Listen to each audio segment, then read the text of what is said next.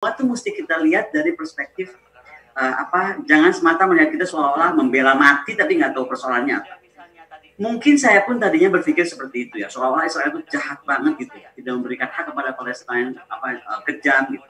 Tapi coba kita balik posisi kita ya, Indonesia ini gede banget, jadi susah membayangkan kalau Indonesia ini mengalami apa yang dirasakan oleh orang Israel. Yang kalau bahasa mereka pun tidur nggak bisa tidur seperti kita tutup mata gitu.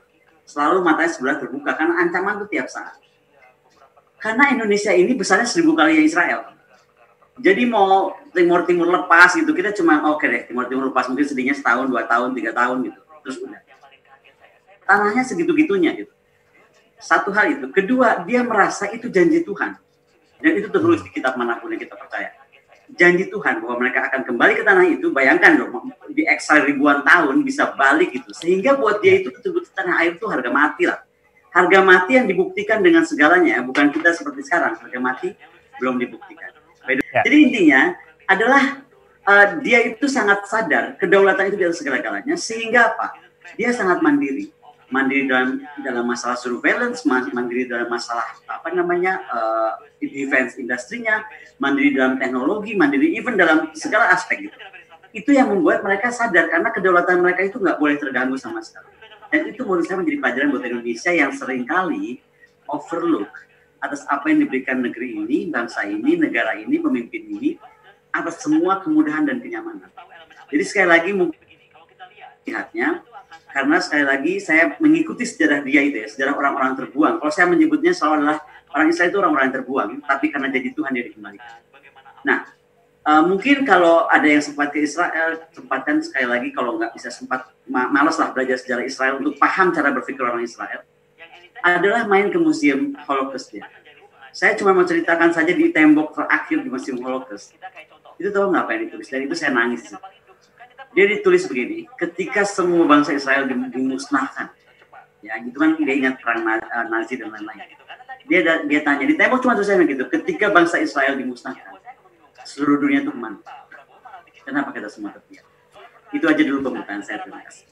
Faisal, ini menarik nih kalau kita mengamati konflik Timur Tengah, utamanya konflik yang terjadi antara Palestina dan Israel. Walaupun Bung Faisal mengatakan itu bukan konflik antara Palestina dan Israel, tapi itu penjajahan Israel terhadap tanah Palestina. Yang menarik nih, setelah meninggalnya Ismail Haniyeh, konflik semakin berkembang, ya. Iran turut di dalam konflik ini, Hizbullah pun masuk dan lain-lain sebagainya.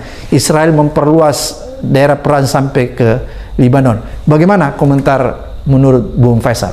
Sebenarnya menarik yang harus kita maknai setahun perang Gaza kemarin 7 Oktober kan. Yeah.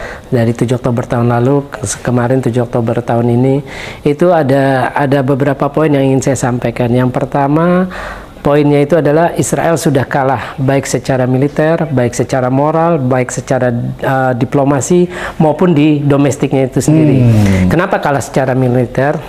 Kita tahu Israel itu negara yang superioritas secara militer, negara yang paling kuat militer ya, itu diimbangi oleh Iran di Timur Tengah. Tapi bisa bobol. Berarti di Timur Tengah yang dua negara yang kuat militernya itu Iran sama Israel. Okay. Ya. Nah itu bisa bobol oleh milisi. Ini milisi, bukan negara. Yeah.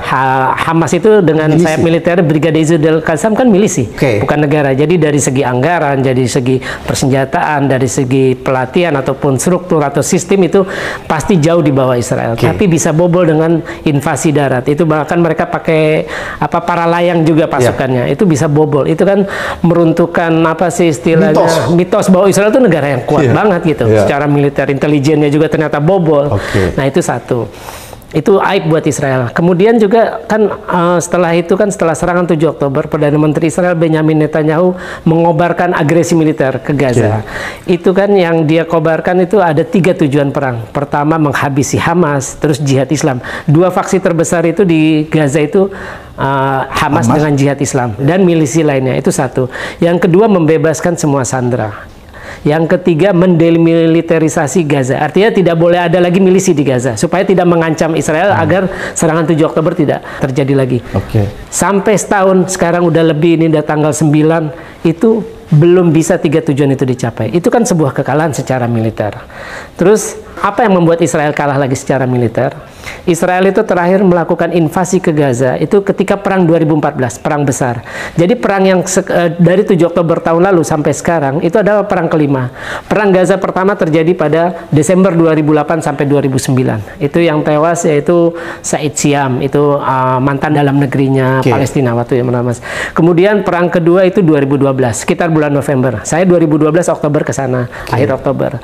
Terus perang ketiga itu 2014, itu invasi. Masuk tanknya, pasukannya. Terus perang keempat itu 2021 yang Al-Aqsa itu yang ketika rame akhirnya mengobarkan perang. Nah, karena Israel sudah waktunya istilahnya udah 10 tahun nggak masuk Gaza, itu kan artinya tentaranya nggak kenal lagi lapangan, udah perubahannya udah ini. Dan kebanyakan tentara Israel yang perang itu kan wajib militer. Karena di Israel itu kan wajib militer itu untuk laki-laki 18 tahun ke atas maupun perempuan itu 3 tahun, buat perempuan itu 2 tahun. Itu sebuah kekalahan karena mereka tidak ngerti lapangan. Akhirnya kita lihat kan yang terjadi gampang dicegat, gampang dijebak. Artinya begini, pasukan Hamas, Brigade Izzuddin Al-Qassam atau Jihad Islam di lapangan itu paham ketika ada lokasi tank Israel atau pasukan Israel berkumpul di sini, mereka sudah bisa menebak, oh gerakannya kemana. Ya karena ini orang asli. Nah itu yang faktor lain kenapa kalah militer. Faktor lain lagi kenapa kalah militer, motivasi. Kalau orang Palestina, orang rakyat Palestina di Gaza itu berjuang itu kan untuk mengusir penjajah. Dan itu ada nilai jihadnya. Artinya mereka orang yang siap mati. Sedangkan pasukan Israel masuk itu kan tentara atas penugasan. Di mana-mana kan namanya tentara kan nggak siap mati. Mereka punya keluarga, mereka punya anak, mereka punya orang tua. Itu udah beda. Motivasi itu yang membuat mereka kalah secara militer. Dia perang bukan berdasarkan ideologi ya. Nah, itu beda. Kalau Hamas kan jelas ya, bahwa Israel ini penjajah, mau menghancurkan kita ya harus kita usir, harus kita lawan. Nah, itu satu. Yang kedua, motivasinya apa? Jadi banyak orang narasinya itu kan menyalahkan Hamas. Oh, gara-gara Hamas nih nyerang duluan, akhirnya Israel membumi hanguskan rakyat Palestina, membumi hanguskan Gaza. Bukan itu, bukan karena 7 Oktober. Ini kan mereka ini dijajah udah lama, dijajah. Jadi narasi itu kita kadang di sini kalah. Kalau saya nggak pernah menyebutnya sebagai konflik Palestina-Israel, tapi saya menyebutnya penjajahan Israel atas Palestina. Nah, karena mereka sudah dijajah, kalau kita ambil waktunya dari terbentuknya negara Israel itu 14 Mei 1948, artinya kan mereka sudah 76 tahun. Orang dijajah itu di mana-mana diam aja ditindas, apalagi ngelawan. Jadi memang harus melawan mereka sebagai nggak ada pilihan, harus melawan. Nggak ada kita kan juga sama sebagai bangsa yang pernah dijajah. Makanya dulu, Bung Faisal, berarti konflik Israel-Palestina ini bukan konflik antar dua negara, tapi penjajahan Israel. Penjajahan itu yang harus ditegaskan. Ya memang narasi ini kita memang salah dan keliru, bahkan sampai ke formal-formal di tingkat presiden juga ngomong, menteri luar negeri, konflik Palestina Israel. Bukan konflik itu, penjajahan itu yang harus ditegaskan. Penjajahan Israel terhadap Palestina. Nah, terus kemudian saya mau bicara lagi dalam setahun ini Israel kalah secara diplomasi. Kita lihat kemarin kan sidang Majelis Umum PBB kan 143 merekomendasikan agar Palestina jadi diakui sebagai negara anggota tetap. Itu kan bukan Majelis Umum PBB yang memutuskan, tapi Majelis Umum PBB menggelar voting. Nah, voting itu yang dibawa ke Dewan Keamanan sebagai rekomendasi. Karena kan semua harus atas Dewan Keamanan kalau versi PBB itu sendiri. Nah, Dewan Keamanan memang tidak bisa diharapkan karena bukan struktur yang adil. Tapi artinya begini, ketika diplomasi itu kalah, itu kan artinya kan orang tuh makin banyak yang pro Palestina. Nah, pro Palestina. Terus kita lihat juga ICJ Afrika Selatan gugatannya. Itu akhirnya fatwanya ICJ beberapa bulan yang lalu itu menyatakan bahwa Israel melakukan kejahatan kemanusiaan, kejahatan perang, genosida. Itu kan sudah sebuah kekalahan diplomasi. Ditambah lagi Mahkamah Pidana Internasional ICC sudah berencana mengeluarkan surat perintah penangkapan, 2 untuk pejabat Israel, 3 untuk Hamas. Yang buat 2 Israel itu adalah Perdana Menteri Israel Benyamin Netanyahu dan Menteri Pertahanan Yoav Gallant. Sedangkan untuk Hamasnya, yang pertama adalah Kepala Biro Politik Hamas waktu itu Ismail Haniyeh udah tewas. Kemudian sekarang yang dijabat oleh Yahya Sinwar, sama satu lagi Muhammad Deif, Panglima Brigade Izzuddin Al-Qassam. Nah, kalau kita bicara tentang struktur politiknya Hamas, itu Kepala Biro Politik itu seperti Ketua Umum. Lokasinya kantor Biro Politiknya itu di Doha. Sebelumnya di Damaskus. Sebelumnya lagi di Amman, Yordania. Nah, ini sekarang di jabat yang terpilih adalah Yahya Sinwar yang sebelumnya menjabat sebagai Kepala Biro Politik Hamas untuk wilayah Jalur Gaza. Setelah meninggalnya Ismail Haniyeh. Setelah meninggalnya Ismail Haniyeh. Jadi dia sekarang Ketua Umum Hamas. Karena Hamas juga kan selain sebagai sebuah organisasi milisi, dia partai. Nah, di bawahnya itu ada cabangnya lagi, Kepala Biro Politik untuk Jalur Gaza, untuk tepi barat, untuk penjara, untuk diaspora. Jadi karena Hamas itu punya kantor perwakilan di Libanon ada, di Iran ada. Saya kenal semuanya nih, di Iran, di Libanon, di Malaysia ada. Di Indonesia nggak ada? Waktu itu mau masuk cuma nggak berani. Kenapa nggak berani Indonesia nih? Saya nggak tahu. Memang kita itu punya hubungan yang asimetris. Dalam berdiplomasi dengan Palestina kita hanya memilih ke Fatah. Padahal yang menentukan sekarang bolanya itu di Hamas. Iya, saya paham betul bahwa Hamas di sana. Nah, Nah, yang ketiga, kekalahan dalam setahun perang Gaza ini kekalahan moral. Kekalahan moral dalam arti begini. Semua bangsa, semua negara di dunia, masyarakat internasional percaya bahwa Israel melakukan genosida. Walaupun Netanyahu pernah mengklaimkan bahwa pasukan kami adalah pasukan bermoral, moral army, kan dia pernah dalam pidatonya. Tapi kenyataannya mereka malah membunuh warga sipil. Yaitu tadi, karena secara militer mereka tidak bisa menemukan pasukan Hamas di lapangan. Jadi dia bunuh warga sipil. Warga sipil, mereka mengandalkan serangan udara. Tapi kan kita lihat IDF itu mengeluarkan video pertempuran, tapi yang dikasih lihat itu hanya menembak ruang kosong. Sebaliknya Brigade Izzuddin Al-Qassam atau sayap militer Jihad Islam itu Saraya Al-Quds, mereka jelas ada orang yang nembak, ada sasaran, dan kelihatan ledakan meluncur dan ada ledakan. Jadi kelihatan bahwa mereka propaganda mereka sudah kalah secara militer. Nah, seperti itu. Nah, selanjutnya juga ya Israel tuh makin terisolasi dari setahun perang ini, makin membuat Israel terisolasi karena mereka dianggap sering melanggar hukum internasional. Tapi sebaliknya, yang ironis adalah bahwa setahun perang Gaza ini makin menguatkan bahwa Barat, terutama Amerika, menerapkan standar ganda dalam hak asasi manusia. Ketika Israel sudah menjajah Palestina sejak 1948, baik jalur Gaza maupun tepi barat, itu yang dibunuh sudah banyak. Mungkin ratusan ribu, mungkin jutaan. Kalau kita lihat dari Deir Yassin yang sebelumnya, sebelum menjelang pembentukan itu kan sudah banyak pembantaian massal. Perang di Gaza itu berapa ribu tiap perang. Tapi ketika terjadi serangan 7 Oktober, Presiden Biden ataupun negara barat lainnya merasa bahwa Israel berhak membela diri. Padahal kalau kita lihat sejarahnya, jauh lebih banyak orang Palestina yang jadi korban. Jauh lebih banyak orang Palestina yang tewas, yang menjadi janda, yatim, atau duda, itu kan jauh lebih banyak ketimbang Israel. Jadi mereka makin kelihatan bahwa standar ganda dalam penerapan hak asasi manusia. Berarti Amerika standar ganda. Selama ini, Bung Faisal, banyak orang berharap sama Joe Biden. Katanya Joe Biden ini lebih ramah dengan Timur Tengah, lebih ramah dengan Islam. Ternyata tidak ya, dia standar ganda ya? Iya, sebenarnya istilahnya kalau lagu itu lagunya sama, penyanyinya aja beda. Iya, jadi maupun Republik maupun Demokrat itu sama saja. Karena gini, itu dalam buku Profesor Mearsheimer itu ada tentang kekuatan lobby Zionis di politiknya Amerika. Itu ada istilah namanya Israeli Firsters. Artinya orang yang menempatkan kepentingan Israel atau Zionis itu yang paling utama. Itu ada orang dibagi dua. Ada orang Yahudi Zionis, ada non-Yahudi tapi Zionis. Dan mereka menguasai politik, menguasai militer, menguasai keuangan Wall Street gitu, menguasai media juga. Di Amerika? Nah, iya, di Amerika. Makanya kenapa kan di sana itu ada namanya Super PAC, Political Affairs Committee, yang menyumbang itu banyak kan rata-rata orang Yahudi, baik di Republik maupun di Demokrat. Jadi kita akan sulit mengharapkan bahwa Amerika tidak bias dalam membela Israel. Dan Amerika jangan lupa, Amerika punya basis legal hukum domestik. Mereka itu punya namanya Jerusalem Embassy Act. Ditandatangani waktu Presiden Bill Clinton dari Demokrat tahun 95. Jerusalem Embassy Act itu isinya adalah mewajibkan pemerintah Amerika saat itu, Presiden Amerika saat itu, memindahkan kedutaan besar Amerika dari ibu kota Tel Aviv. Saya selalu tegaskan ibu kota Israel itu Tel Aviv, ke Yerusalem. Dan semua tidak ada yang berani kecuali Trump. Makanya saya pernah nulis itu bahwa Trump itu adalah panutan untuk para pemimpin Muslim, karena dia mengambil kebijakan yang tidak populis, yang sangat sensitif. Orang kan merasa bahwa nanti akan terjadi perang agama ketika itu pindah, atau ya pokoknya akan terjadi demonstrasi besar-besaran.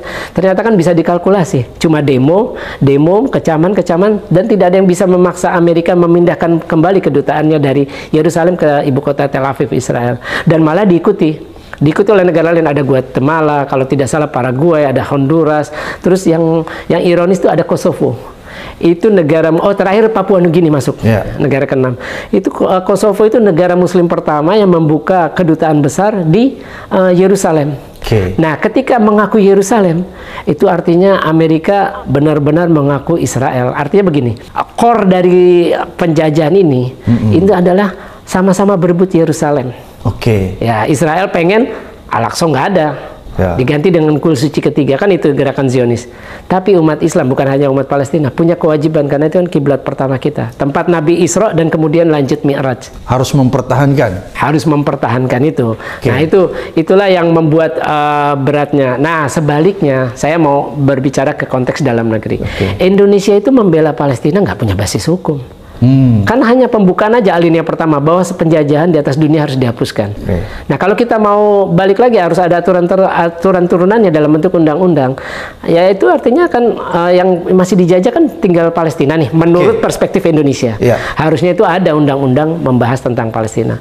Ini kenapa? Ini untuk mencegah, artinya ada orang yang mencoba memain mata. Kita tahu kemarin kan ada rame nih karena OECD, Indonesia syaratnya itu. Terus Piala Dunia, terus orang yang memenuhi undangan dari pemerintah Israel, kayak kemarin cendekiawan itu kan banyak para cendekiawan yang datang ke Israel. Sebelumnya juga MUI juga ada. Artinya butuh undang-undang yang mengatur bagaimana cara berhubungan dengan Israel. Yang mana yang boleh, yang mana yang enggak. Kan itu harusnya ditegaskan. Nah, itu yang dipakai sama Amerika. Amerika ketika mindahin kedutaan, mungkin secara internasional nggak populis. Untuk sebagian pemilih Arabnya nggak populis, tapi dia punya basis hukum. Dia jelas, dia melakukan kebijakan luar negerinya punya dasar hukum. Sedangkan kita nggak ada, itu lemahnya. Akhirnya ketika ada orang memenuhi undangan dari pemerintah, bisa ketemu presiden, bisa ketemu menteri luar negeri, itu kan akhirnya yang ada cuma riak-riak, ribut, polemik. Tapi ya udah selesai begitu aja. Nah, itu menarik nih. Butuh basis Berarti hukum. Bung Faisal mengatakan bahwa Indonesia tidak punya basis undang-undang mengatur tentang hubungan Indonesia, ya. Artinya dalam membela Palestina. Karena itu hanya merujuk kepada pembukaan, ya. Sehingga ketika ada persoalan, misalnya ada warga negara Indonesia yang diundang ke Israel, bertemu dengan aparat pemerintah Israel, itu menjadi polemik, ya. Menjadi pro kontra, tapi Indonesia tidak bisa memberikan sanksi warga negara itu. Kira-kira seperti itu. Akhirnya itu akan terus berulang. Kan kejadiannya bukan baru pertama. Seperti itu. Nah, terus juga ya itu tadi, kalau saya sih berharap, saya sih pengen ada sejarah yang dicetak presiden baru, ya. Pak Prabowo harus ke Gaza. Kalau Jokowi kita nggak bisa harap, ya. Udah mau selesai kan. Bagaimana menurut pandangan Bung Faisal? Apakah Jokowi itu tidak terlalu peduli dengan Palestina atau bagaimana nih posisi Jokowi itu? Kalau sebagai presiden dari kepala pemerintah Indonesia pasti dia peduli, karena itu kan jantung politik luar negeri Indonesia. Cuma memang tidak ada terobosan. Nah, kemarin itu tidak ada action yang konkret. Nah, kemarin itu wacana yang diambil oleh Pak Prabowo kan menarik di Shangri-La Dialog, bahwa dia akan mengevakuasi 1000 pasien dari Gaza. Itu kan wacana yang konkret, karena belum pernah kita melakukan itu. Perang udah 4 kali sebelumnya. Nah, ini yang kelima, Prabowo mau melontarkan wacana itu. Nah, akan lebih konkret lagi, gongnya lebih besar lagi ketika Prabowo yang datang ke sana menjemput secara simbolik pasien itu. Ya, kenapa saya ngusulin itu, ya karena lihat latar belakang Pak Prabowo sendiri sebagai tentara, terus dari Kopassus, dan ini artinya begini, kita ini selalu terdepan membela Palestina, tapi belum pernah ada presiden Indonesia yang menginjakkan kaki di wilayah Palestina, termasuk Bung Karno juga belum pernah. Nah, inilah sejarah yang harus ditorehkan. Kenapa ini penting? Karena kita ini bangsa yang juga pernah dijajah. Ketika kita berjuang diplomasi, itu kan diplomasi dalam arti kan lewat pernyataan, terus lewat kesepakatan atau ini. Tapi tindakan konkret itu butuh, dan itu gongnya akan besar. Seperti itu. Menarik nih, Bung Faisal katakan bahwa tidak satu orang pun presiden Indonesia yang pernah menginjakkan kakinya di tanah Palestina. Iya. Walaupun itu juga Soekarno belum pernah menginjakkan. Belum pernah. Soeharto juga. Soekarno kan belum. Soekarno kan waktu itu di Mesir kan, sampai makanya ada nama Jalan Soekarno kan. Tapi nggak pernah menginjakkan kakinya di Palestina. Iya. Oleh karena itu Bung Faisal berharap bahwa Prabowo ini membuat sejarah baru. Nah, membuat sejarah. Iya, karena gini, dari dua wilayah tepi barat itu, dua wilayah tepi barat, baik jalur tepi barat dan jalur Gaza, yang paling mudah dilewati itu, yang paling mudah dimasuki jalur Gaza. Karena itu tidak di bawah kontrol keamanan Israel. Sedangkan tepi barat itu operasi keamanan tiap hari. Makanya dulu Menteri Luar Negeri 2018 ketika mau melantik konsul kehormatan, Maha Abu Syusah namanya, perempuan, pengusaha perempuan, itu tidak bisa. Karena Israel kalau ada pejabat Indonesia mau ke tepi barat, dia harus ada istilahnya, ada tawar-menawarnya lah. Dia harus bertemu juga dengan pejabat Israel, baru boleh diizinkan. Nah, itu yang tidak dimaui oleh pejabat kita, karena kan pasti itu sangat sensitif, bakal rame gitu.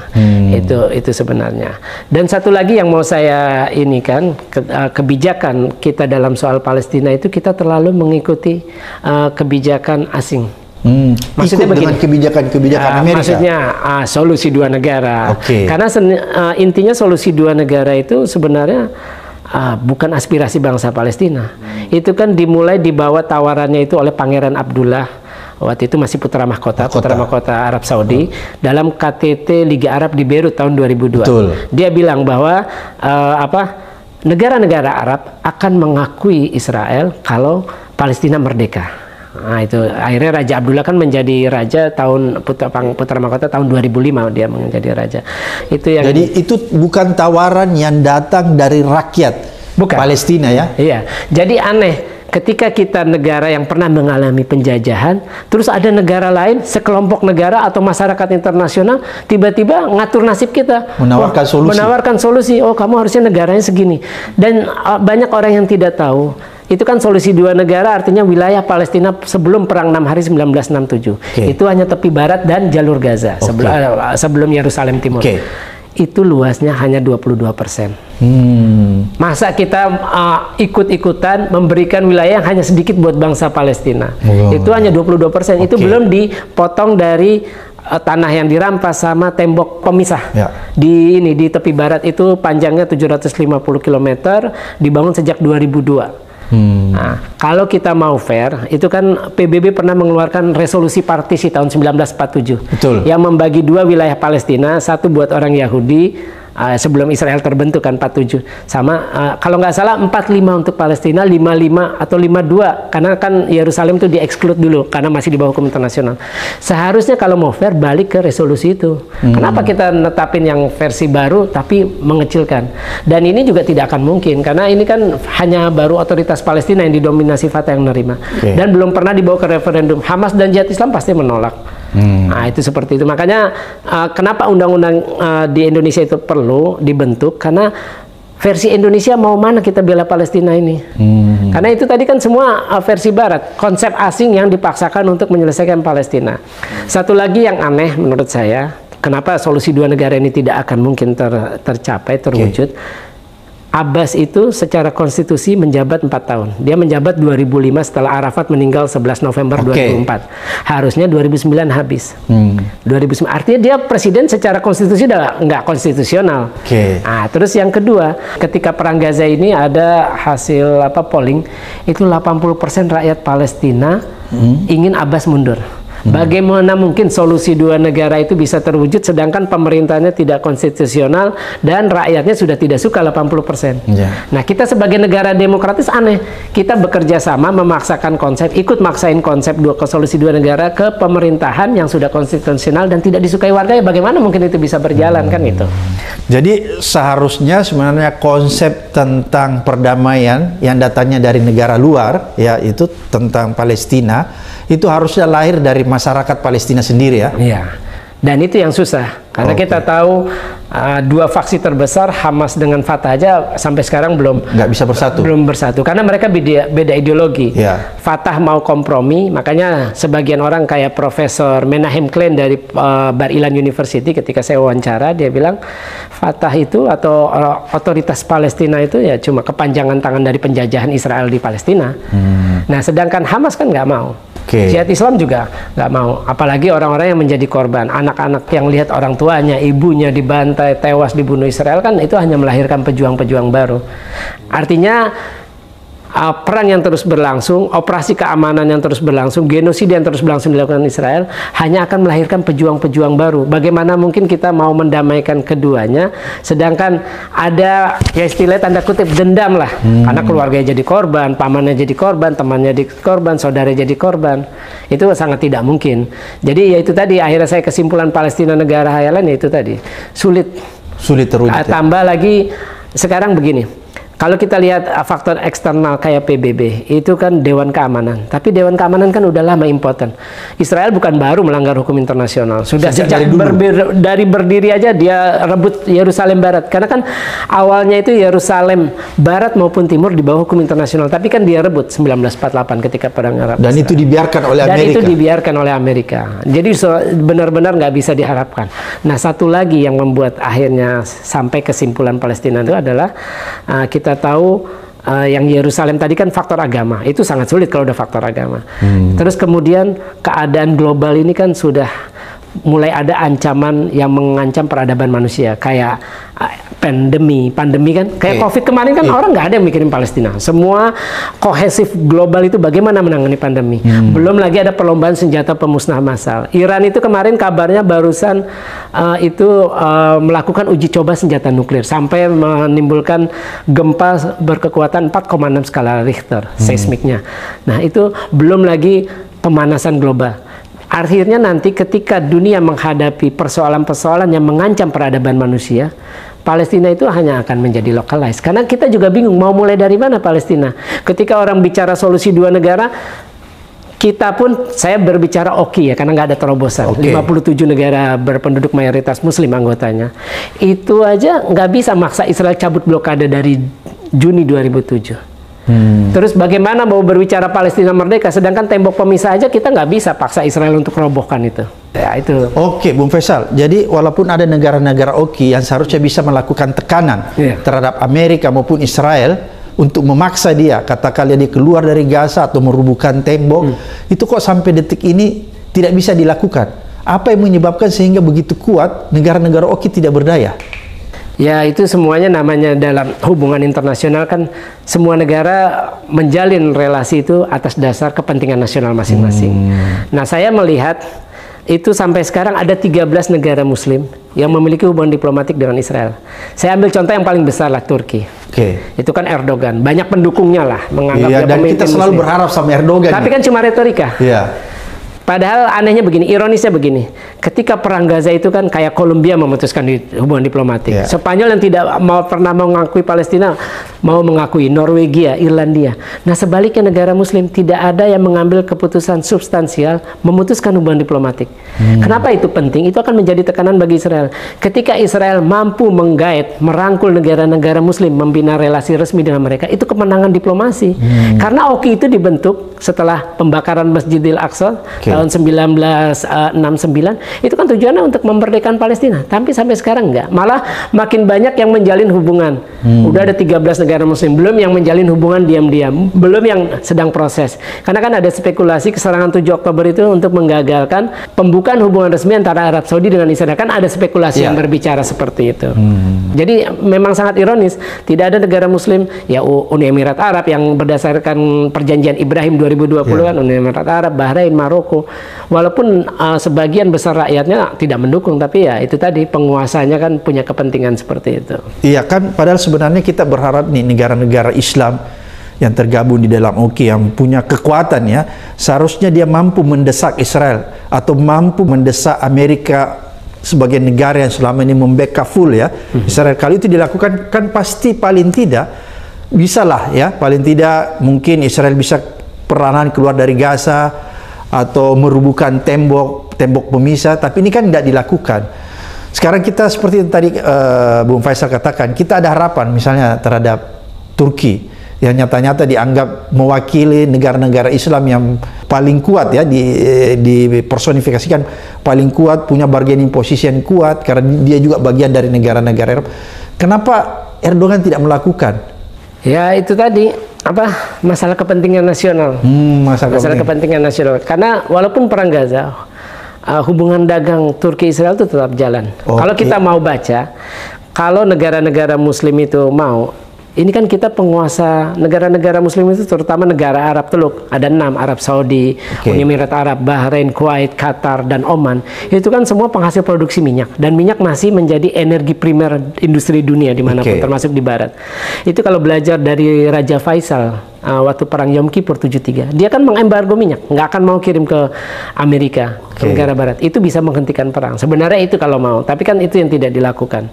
Yang tidak dilakukan itu, malah kan kita tahu ada proses pembinaan hubungan antara Saudi dengan Israel. Kita tahu sejak 2018 itu, yang saya tahu itu ada maskapai tujuan Israel, kalau nggak salah Air India, boleh diizinin melintas wilayah udara Saudi. Setelah perjanjian Ibrahim malah boleh pesawat dari Israel ataupun menuju Israel boleh lagi. Terus kemudian juga kan sempat dengar kabar November 2020 itu Perdana Menteri Israel Benjamin Netanyahu dengan putra mahkota yang sekarang pemimpin de facto Pangeran Muhammad bin Salman bertemu di kota Neom, proyek ambisiusnya bin Salman.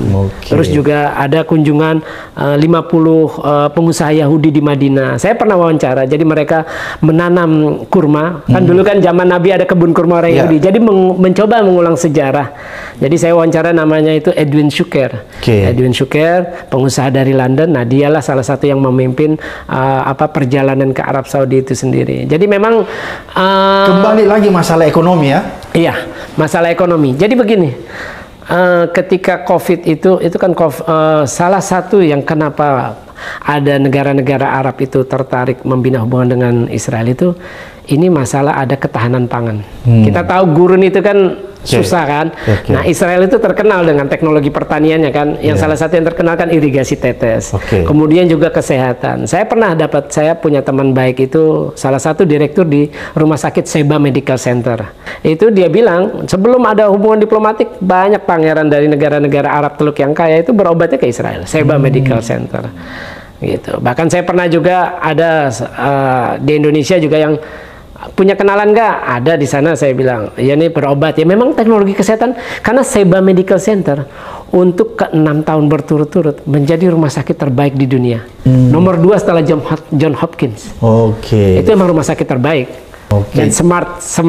Jadi ada ketergantungan semacam begitu ya? Ya, ketergantungan. Karena mereka menawarkan teknologi. Kita tahu kalau Watergen, saya pernah wawancara dengan CEO-nya Watergen, itu orang Rusia keturunan Yahudi, CEO-nya yang punya. Itu dia bisa menghasilkan air dari atmosfer, dari udara. Jadi mau taruh di dalam ruangan, mau taruh di jalanan, berdebu, pabrik itu, jadi nggak perlu lagi air tanah. Nah, yang mereka nyumbang ke Gaza. Saya wawancara itu mereka nyumbang ke Gaza karena teknologi itu mahal. Itu mereka bisa menghasilkan ada 6.000 liter air minum langsung. Untuk kekuatannya. Bung Faisal, ini kan menarik. Netanyahu itu kan sudah dinyatakan oleh peradilan Mahkamah Internasional sebagai penjahat perang ya, karena sudah melakukan pembantaian, genosida. Saya teringat dengan ketika Mahkamah Internasional menjatuhkan putusan terhadap Slobodan Milosevic, ya, konflik Balkan, Bosnia. Itu kok pada saat itu peradilan internasional dengan mudah menyeret Slobodan Milosevic, pemimpin Serbia ya, ke meja. Kenapa dia begitu sulit menyeret Netanyahu ke peradilan internasional? Ya, itu panggung dunia yang tidak adil. Jadi Barat itu menerapkan standar hak asasi manusia standar ganda. Jadi Netanyahu yang sudah membantai Israel, siapapun itu Perdana Menteri terakhir sekarang, Netanyahu sudah membantai jutaan warga Palestina sejak negara mereka terbentuk, bahkan sebelum terbentuk. Makanya ada pembantaian desa Deir Yassin Mei 1948 kalau tidak salah. Itu tidak akan pernah bisa. Selama masih Amerika terutama yang mendukung Israel, sebenarnya Israel itu tidak kuat-kuat banget lah. Tidak ada apa-apanya lah. Tidak ada apa-apanya. Cuma mitos kekuatannya. Ya, kekuatannya mitos. Kenapa saya bilang begitu? Ketika Hamas melakukan serangan 7 Oktober dan bisa bertahan sampai sekarang, itu udah setahun lebih berapa hari itu menimbulkan trauma bagi rakyat Israel. Kenapa ini sebuah kekalahan buat Israel? Karena Israel ini negara imigran. Bukan negara orang asli situ. Pendatang kebanyakan dari Uni Soviet. Mereka datang, apa salah satu kenapa mereka mau datang? Kenapa mereka tertarik untuk tinggal? Jaminan keamanan. Nah, ketika serangan 7 Oktober dan bisa bertahan setahun, terus ditambah lagi Hizbullah, tambah lagi milisi Al-Hussein dari Yaman, tambah lagi Kataib Hizbullah dari Irak, belum dari Suriah juga. Itu kan artinya mereka udah nggak ada keamanan. Artinya janji, jaminan keamanan buat pendatang imigran-imigran. Israel ini kan negara imigran, nggak ada. Sudah rontok. Makanya banyak orang yang kabur. Karena negara ini ya udah nggak aman. Udah bisa ditembus oleh Hamas. Sudah bisa ditembus oleh Hamas, milisi. Dan itu bukan negara. Jadi nggak apple to apple sebenarnya. Jadi udah aib banget. Masa lawan milisi setahun lebih nggak bisa menang, itu kan artinya udah kekalahan. Nah, itu pernah ada data yang saya peroleh bulan Desember apa Januari saya lupa, itu minimum sudah 5.000 tentara Israel yang tewas. Tapi kan Israel nggak akan buka itu, bakal down semua militernya. Jadi mereka juga sudah korban ya? Oh, banyak. Terus bocoran dari asuransi nasional Israel, National Insurance gitu, asuransi nasional Israel itu ya bulan-bulan segitulah, awal-awal 2024 itu udah 72.000 yang luka. Luka itu kan bisa ada yang diamputasi, bisa buta, bisa tentaranya. Tentaranya. Karena kan kita lihat yang di bom itu kan tank Merkava isinya kan nggak bukan 1-2 orang, mungkin 5, 6, belum yang panser, belum pengangkutnya, belum yang di-abuse ketika mereka sedang gerak, ya kayak gitu. Jadi ya artinya memang sudah menimbulkan ketakutan. Jadi pada akhirnya sebenarnya cuma mitos ya, kekuatan. Cuma mitos. Dan Hamas saya lihat ini akan mempertahankan momentum ini karena bola di tangan mereka. Karena ada kalau tidak salah 3 syarat yang dilakukan Hamas sebelum ngomongin pertukaran tawanan. Pertama, pasukan Israel harus keluar semua dari Gaza. Yang kedua, cabut blokade. Ketiga, akses bantuan kemanusiaan dibuka seluas-luasnya. Nah, sama proses rekonstruksi nantinya. Baru ngomong pertukaran tawanan. Jadi bola ini di tangan Hamas. Jadi pada akhirnya Israel semakin terjepit. Apakah karena Israel semakin terjepit sehingga dia membabi buta melakukan serangan terhadap Lebanon ya? Kalau kita lihat kasus pager, walkie-talkie dan lain sebagainya, bom itu, apakah itu salah satu bentuk kepanikan Israel? Ya sebenarnya kan perang Gaza ini kelanjutan perang Gaza. Netanyahu belum mau mengalah untuk masalah pertukaran tawanan, perundingan itu. Ini kan bagian dari manuver politik dia. Kita tahu ketika ada kasus, Netanyahu itu punya 4 kasus korupsi. Saya lupa detailnya. Terus juga kasus ketika pemotongan kewenangan Mahkamah Agung. Itu kan di demo dia. Jadi dia punya problem dalam negeri. Nah, perang itu kan istilahnya diperpanjang untuk mempertahankan kekuasaan dia. Nah, cuma karena di Gaza dia sudah ambruk, dia pertama pakai kebijakan baru untuk menangkat popularitasnya. Dia bunuh pemimpin-pemimpin Hamas. Bahkan berani di negara lain, Iran. Terus dia bunuh Saleh Al-Aruri di Beirut. Kemudian untuk mencari popularitas simpati dari rakyat Israel, dia melebarkan ke Lebanon. Karena sejak 8 Oktober, Hizbullah itu mulai menembaki wilayah utaranya Israel. Banyak yang mengungsi, kosong itu permukiman Kiryat Shimona, itu banyak yang kosong. Metula itu kosong. Nah, Netanyahu ingin agar penduduknya itu kembali biar pada senang kan. Nah, udah akhirnya dia lancarkan perang itu. Dia lancarkan dan tentu saja tidak mudah. Di selatan itu kan banyak bunker-bunker Hizbullah, terowongan-terowongan. Jadi nggak gampang untuk melawan Hizbullah. Hizbullah ini kan mereka sudah punya pengalaman perang lawan Israel 2006, 34 hari dan mereka bisa bertahan. Nggak mudah. Apalagi Hamas udah yang sekarang kelima, udah teruji lah. Orang-orang ini udah teruji. Dia itu tadi balik lagi, mereka perang itu motivasinya beda. Itu tadi balik lagi. Kalau tentara itu penugasan, dia punya keluarga, dia punya orang tua, dia punya istri, dia punya anak, pasti kan ada ketakutan untuk meninggal. Kalau perlu jangan ditugaskan. Sama kalau pasukan Amerika dikirim ke Timur Tengah, dia takut ya? Iya, pasti kan namanya tentara kan penugasan. Dia punya beban lah, psikologi lah. Beda dengan pasukan-pasukan Hamas. Beda, karena mereka berjuang untuk kemerdekaan, sama kayak kita. Istilahnya orang siap mati, apalagi kan dianggap jihad. Diyakini sebagai perjuangan membela mengusir penjajah itu kan bagian dari jihad. Sama seperti kita. Jadi posisi Hamas ini sama ketika rakyat Indonesia dijajah ya? Kira-kira seperti itu ya? Nah iya, jadi narasinya aneh ketika di sini ada orang Indonesia, bangsa yang pernah merasakan penjajahan, kok malah membela penjajah seperti Israel, kan aneh. Ya di mana-mana nggak nyerang aja ditindas, tapi kalau menyerang kan ada harga diri. Ada martabat bisa ngelawan. Seperti itu. Dan itu yang paling real kalau saya lihat ya Iran yang membantu. Karena kan beberapa kali setelah perang Yahya Sinwar juga ngomong terima kasih kepada Iran atas bantuan senjata, bantuan dananya, seperti itu. Jihad Islam juga sama. Bung Faisal, seperti yang Anda katakan bahwa kalau kita lihat realitas di lapangan, bahwa satu-satunya negara yang real melakukan pembelaan mati-matian terhadap Palestina itu Iran. Padahal selama ini kadang-kadang Iran itu dipersonifikasikan ini kelompok Syiah, sama Hizbullah juga mungkin di Lebanon ya. Tapi dia yang terang-terangan ya. Beda nih dengan negara-negara Arab yang lain yang selama ini kita identifikasi sebagai negara-negara yang punya mazhab Sunni. Itu kan justru pembelanya terhadap Palestina setengah-setengah. Cuma retorika, tidak konkret di lapangan. Kalau Iran kan konkret nih. Kemarin dia melakukan serangan rudal ya ke objek-objek vital Israel. Ini apa yang sedang terjadi sebenarnya? Jadi begini, ketika sebelum pecah revolusi Islam Iran 1979 itu kan Raja Shah Pahlavi itu punya hubungan baik dengan Israel. Ya, beda lah karena juga punya hubungan baik dengan Amerika. Tapi ketika pecah revolusi Islam dipimpin Imam Khomeini dari Paris dia datang. Itu kan sebuah rezim butuh platform. Pertama untuk mensolidkan, untuk mendapat dukungan masyarakat. Dalam negeri itu kan paling solid. Ya salah satu platformnya ya anti Zionis. Karena kan ya itu negara yang ada di Timur Tengah. Selalu hotspot lah. Nah topik yang paling menarik ya Palestina. Nah itu yang diambil oleh rezim mullah di Iran. Jadi mereka bagaimana mereka bisa mendapatkan apa sih simpatik sama dukungan rakyat mau dalam negeri maupun luar negeri. Ya itu salah satunya ya dengan Palestina. Makanya mereka membantu pembentukan. Itu kan milisi dukungan Iran pertama yang dibentuk kan Hizbullah paling tua tahun 82 ketika terjadi invasi Israel ke Lebanon. Kalau Hamas kan 87 ketika terjadi intifada pertama. Nah itu mereka membantu ya. Saya pernah dapat konfirmasi dari Hamas itu sendiri. Waktu itu namanya penasehatnya Ismail Haniah namanya Ahmad, saya lupa namanya. Nah itu depannya Ahmad siapa itu, dia bilang ya memang benar.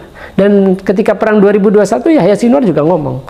Ada dalam tadi saya sempat lihat pidato lamanya Yahya Sinwar, dia bilang negara-negara Arab meninggalkan kita, beda dengan Iran. Jadi dia berterima kasih. Ketika perang selesai 2021 dia juga berterima kasih. Terima kasih Iran. Itu hasil investigasinya The Sunday Times, koran Inggris. Selama 2014 sampai 2020 kalau tidak salah, itu Iran membantu dana menggelontorkan buat Hamas 220 juta dolar. Kalau Hamas dengan Hizbullah dari persenjataan lebih kuat Hizbullah. Kenapa lebih kuat Hizbullah? Karena transfernya lebih mudah. Ya, daerah transfernya lebih mudah. Iya, lewat Suriah bisa. Lewat yang lain juga bisa. Kalau masuk Hamas lebih sulit. Lebih sulit. Karena Israel cengkeramannya di sana. Sedangkan Hizbullah itu kan Libanon kan negara berdaulat. Jadi nggak gampang lah untuk Israel cawe-cawe gitu. Walaupun dia bisa dan sering melakukan cawe-cawe. Kalau Gaza tepi barat kan memang dalam jajahan dia. Jadi dia bisa masuk kapan aja dengan jet tempurnya. Bung Faisal, ini kan kita lihat peran di Timur Tengah ini semakin berkecamuk ketika Iran juga masuk ke dalamnya dan Hizbullah juga melakukan serangan dari Lebanon. Begitu pula sebenarnya Israel juga melakukan serangan balik ke Lebanon. Apakah konflik ini bisa memicu perang dunia ketiga?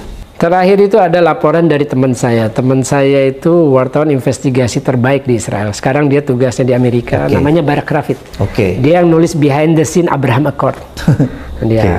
Terakhir dia nulis itu bahwa mengutip saya lupa pejabat Amerika apa pejabat Israel beberapa, dia bilang Israel udah bilang ke Amerika bahwa mereka akan membalas serangan peluru kendali Iran kemarin itu dengan cara yang tidak akan membuat keduanya terlibat perang terbuka secara total. Jadi Israel pun juga nggak mau. Artinya begini logikanya, melawan milisi pro Iran aja udah keteteran, apalagi nih lawan istilahnya mbahnya lah, yang dukungnya.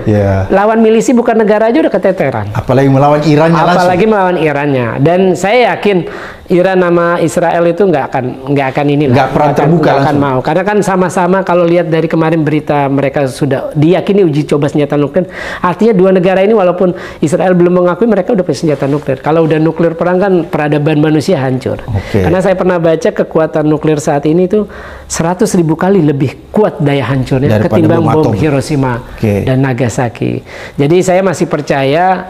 Ya memang saya pernah baca Pak Prabowo meyakini bahwa akan ada perang dunia ketiga, tapi saya yakin pengalaman pandemi itu mengajarkan dengan penyakit saja kita udah keteteran, apalagi ekonomi, apalagi dengan perang ya hancur mungkin. Nah, seperti itu. Jadi saya merasa ya negara-negara pemilik senjata itu kan jadi senjata deteren sebenarnya. Kalau satu nyerang ya habis semua. Enggak, ya saya yakin semua masih berpikir sehat, masih menahan diri. Karena kalau terjadi perang dunia ketiga ya nuklir ya hancur semuanya, bukan kiamat dunia. Ya kiamat dipercepat lah istilahnya. Seperti itu. Oke, Bung Faisal, kalau kita mengamati ya lebih jauh bahwa sebenarnya perang ini walaupun tidak akan sampai kepada perang dunia ketiga, tapi kan paling tidak dia memantik nih negara-negara di sekitarnya untuk bisa terjun juga di dalam perang itu. Kalau menurut Bung Faisal, ketika ini terjadi, posisi Indonesia harusnya lebih tegas, lebih konkret keberpihakannya kepada Palestina atau bagaimana kira-kira? Jadi kenapa perang ini akhirnya luas? Kenapa Hizbullah muncul? Kenapa Al-Husiyin juga ikut nyerang Israel? Kenapa Kataib Hizbullah di Irak ikut nyerang? Itu mereka sebagai bentuk solidaritas terhadap rakyat Palestina. Karena negara-negara lain nggak ada yang melakukan itu. Jadi mereka, Hizbullah malah sehari setelah 7 Oktober langsung nyerang wilayah utara Israel. Terus kalau Al-Huthiyun mulai November mereka menyerang kapal-kapal dagang Israel, kapal dagang yang punya hubungan dengan Israel, ataupun kapal yang menuju Israel atau balik dari Israel. Nah setelah Amerika sama Inggris membombardir pelabuhan Hudaidah di Yaman itu, akhirnya kapal Inggris dan Amerika juga jadi sasaran. Terakhir itu minggu lalu apa 2-3 hari lalu, saya lupa, itu kapal tanker Inggris yang diserang, Corlina apa, saya lupa namanya, itu diserang. Nah, jadi selama perang Gaza ini masih berlangsung, maka ya nggak akan adem Timur Tengah. Kuncinya di situ. Kuncinya bagaimana menghentikan perang Gaza ini. Nah, Indonesia saya kira jadi begini. Ini kan perundingan Hamas Fatah, bagaimana terus perundingan. Sebenarnya Indonesia bisa punya peran, tapi itu yang belum pernah diambil. Belum pernah diambil. Harusnya Kairo, Aman, itu kan udah sering jadi tempat perundingan lah berbagai pihak Palestina. Harusnya Indonesia mengambil peran di situ. Bagaimana mendamaikan Hamas dan Fatah? Jakarta yang harus jadi tempat. Saya berharap ada terobosan itu. Kenapa? Karena tempat baru kan fresh. Kalau tempat yang udah biasa itu, situ lagi udah ada backman, pengalaman lama itu pasti kebuka. Nah, cari tempat baru. Nah, Indonesia saya kira harus lebih proaktif untuk ke situ. Terus juga Indonesia jangan takut berhubungan dengan Hamas. Kenapa? Dengan terjadinya pecahannya perang Gaza, sekarang bola ada di tangan Hamas. Hamas bisa menentukan. Hamas bisa menentukan kapan, ya itu tadi dengan tuntutan itu ya semua tergantung. Kalau Israel mau penuhin ya selesai perang, kalau enggak ya terus. Bung Faisal, kenapa Indonesia itu terlalu ragu-ragu membuka hubungan dengan Hamas? Apakah dia terpengaruh, takut sama Amerika? Bisa jadi, karena kan buat Amerika Hamas itu teroris. Ini bisa dibuktikan begini. Ketika Hamas sebenarnya bukan. Ketika terjadi pemilihan parlemen pertama itu di Palestina 25 Januari 2006. Itu kan nggak ada yang nyangka Hamas menang.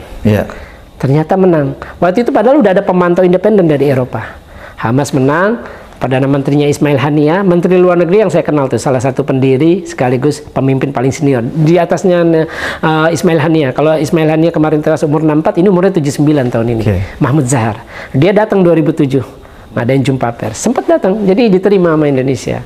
Nah, saya ketemu muka pertama di situ, kemudian 2012 ketika saya ke rumahnya ke Gaza. Jadi karena Amerika sama Israel pun juga nggak nyangka.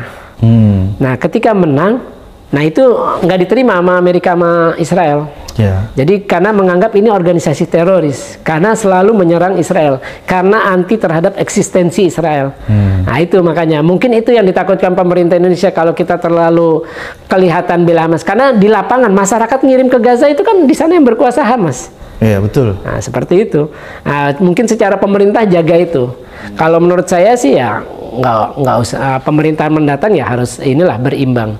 Berarti Indonesia ini agak banci juga ya perannya. Karena ragu-ragu menjalin hubungan dengan Hamas, padahal real politik, real kenyataan di lapangan bahwa Hamas lah ini yang dicintai rakyat Palestina ya. Kalau mau berbicara, kalau mau berbicara menang pemilu kan itu udah hasil pilihan rakyat, baik di tepi barat, baik di jalur Gaza maupun di Yerusalem. Nah itu beberapa kali simulasi. Pemilunya di Palestina itu bukan kayak pemilu di Indonesia yang orang dikasih duit. Ada ideologi di sana pemilunya. Beberapa kali simulasi hasil survei itu kalau Ismail Haniyah waktu masih hidup, ditandingkan dengan Abbas, pasti menang Ismail Haniyah. Tapi ada sosok pemersatu, namanya Marwan Barghouti. Saya pernah wawancara istrinya, saya kenal baik dengan dua anaknya, saya sering berhubungan, namanya Qosam Barghouti, dia pernah satu penjara dengan ayah, saya pernah wawancara Qosam. Adiknya namanya Arab Barghouti, dia pernah ke Bali, saya bantuin waktu itu ngurusin masalah visanya ke sini. Nah itu sosok pemersatu. Kalau Ismail Haniyah diadu dengan Marwan Barghouti, itu kalah. Jadi Marwan Barghouti dianggap sosok pemersatu, walaupun dia lebih Fatah, dia dari Fatah. Sekarang dia itu pemimpin 2 intifada. Kan intifada pertama 1987 sampai perjanjian Oslo 1993. Intifada kedua itu 2000 ketika Ariel Sharon mengunjungi Al-Aqsa sampai 2005 ketika Israel mundur, Agustus 2005 mundur dari jalur Gaza. Nah, Marwan Barghouti itu yang sebagai itu.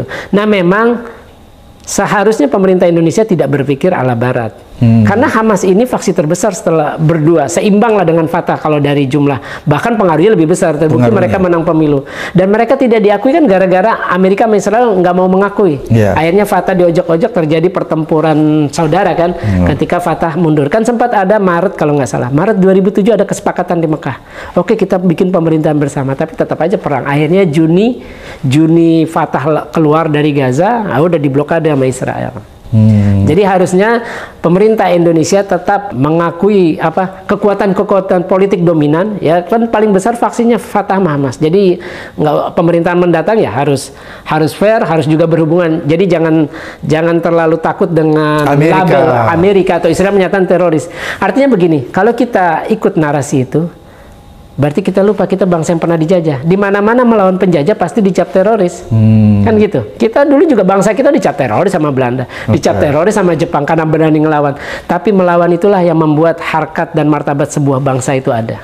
Oke, berarti Indonesia ini sebenarnya nggak perlulah takut sama Amerika atau negara-negara Eropa lainnya beserta Israel yang mencap Hamas ini adalah bagian dari negara faksi yang lebih dekat dengan terorisme ya. Karena real politik di lapangan bahwa Hamas memenangkan pemilu ya. Oleh karena itu seharusnya Indonesia kalau mau fair, dia menjalin hubungan dengan Hamas dan PLO ya, bukan cuma sekedar PLO aja ya. Jadi waktu saya ke Gaza 2012 itu kan berita Barat yang sempat saya lihat kalau tidak salah itu menyatakan kalau Hamas berkuasa itu mereka menerapkan syariat Islam yang menakutkan. Kenyataannya enggak, saya ke sana bisa kenalan, ngobrol dengan gadis di jalan, bisa jabat tangan, tanya nama. Itu yang saya ngalamin. Jadi ini provokasi yang dibuat Amerika ya? Kira-kira propaganda negatif lah. Propaganda negatif. Karena di sana pun ya saya melihat ada, kalau nggak salah, tapi rata-rata mayoritas pada pakai jilbab. Tapi nggak ada masalah sih saya lihat di sana. Cuma memang ketika saya ke sana itu ya itu menjelang perang, udah sampai perbatasan November perang. Karena saya ada Oktober di sana. Dan saya melihat bagaimana rakyat Gaza itu, ya mungkin mereka sudah sadar ya, mereka kondisinya akan terus begitu. Jadi satu-satunya cara ya harus tough. Makanya buku saya itu Gaza, Simbol Perlawanan dan Kehormatan. Ini buku Bung Faisal nih tentang Hamas. Terima kasih Bung Faisal. Mudah-mudahan percakapan kita ini didengarkan oleh pemerintah ya, presiden terpilih, bahwa sebaiknya Indonesia mengambil peran yang lebih konkret. Jangan sekedar retorika, itu yang pertama. Kemudian sebaiknya pemerintah Indonesia juga mengakomodir, mendekati Hamas, karena Hamas adalah faksi terbesar dan faksi pemenang pemilu di Palestina.